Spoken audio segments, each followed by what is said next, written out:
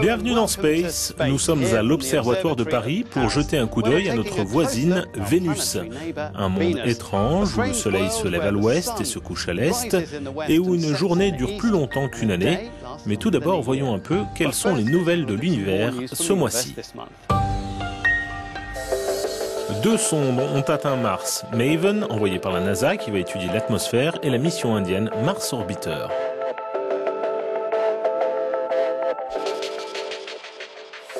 Ce nouveau télescope à 16 lentilles a été conçu par un consortium de Pologne, d'Italie et de Roumanie. Il doit détecter des astéroïdes inconnus qui se trouvent près de la Terre.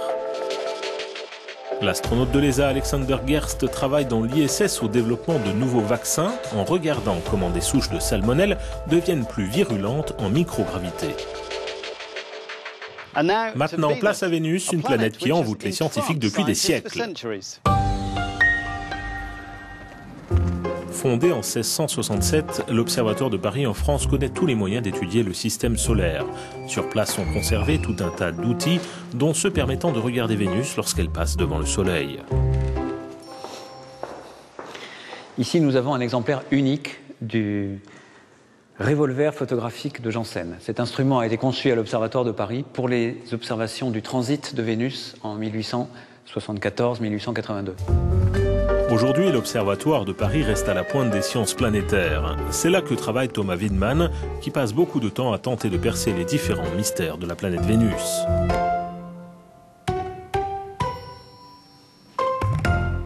Vénus et la Terre sont comme des planètes sœurs.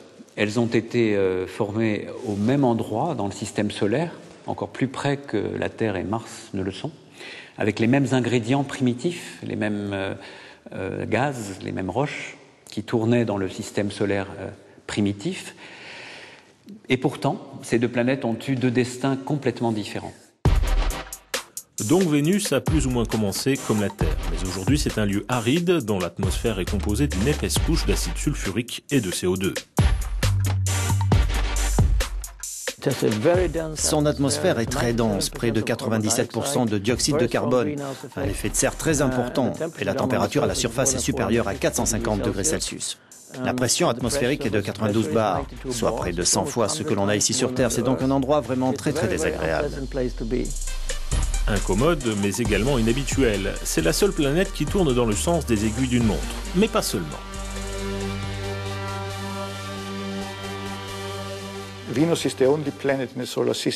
Vénus est la seule planète du système solaire qui prend plus de temps pour faire une rotation sur son axe que pour tourner autour du Soleil.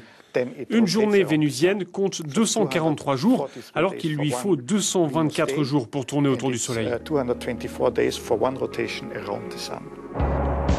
En 2005, l'ESA a lancé la mission Vénus Express pour observer de plus près cette planète un peu fantasque.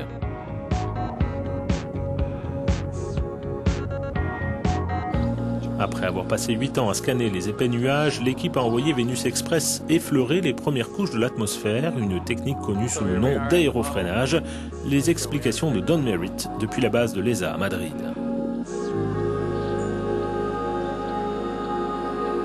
Nous sommes allés dans l'atmosphère dans cette direction, car ce côté de la sonde qui était fixé à la fusée lors de son lancement était le plus à même de soutenir des forces et des températures importantes.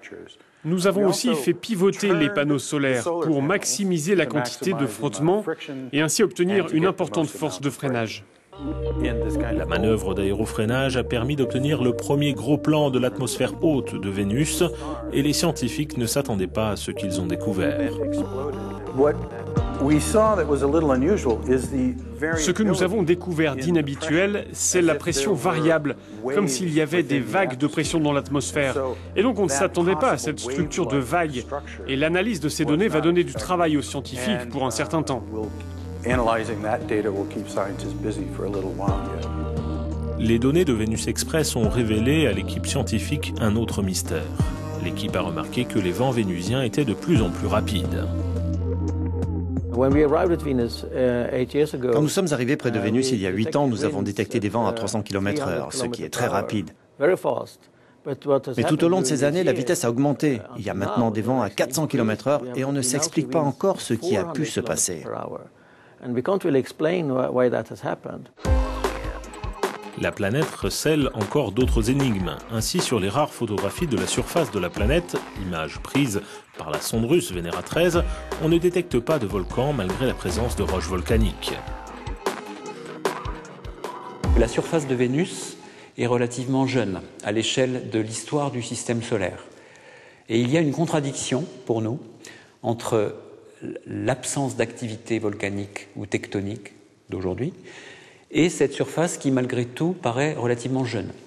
Donc il existe peut-être des processus géologiques très rares, mais très puissants, très violents, qui pourraient finalement avoir un rôle de resurfaçage sous une forme absolument catastrophique. Et donc une sorte de nouvelle naissance pour la croûte vénusienne. Qu'a-t-il donc pu arriver à Vénus pour devenir un tel enfer? Quelques théories ont été avancées, mais n'ont jamais été prouvées.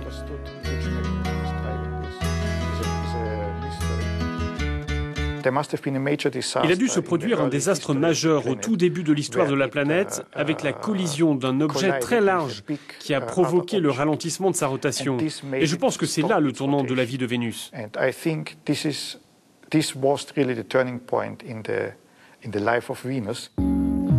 Des indices sur ce qui a pu se passer autrefois figurent peut-être dans la vaste quantité d'informations récoltées par Vénus Express.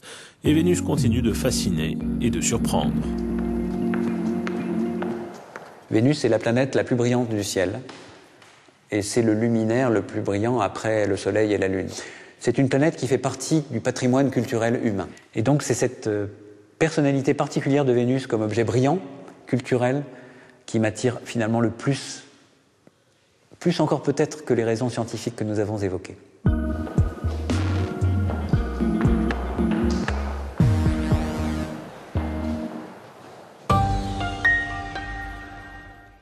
Pendant qu'une sonde s'approche de Vénus, une autre, Rosetta, s'apprête à voir de très très près une comète. Voyons comment l'équipe se prépare.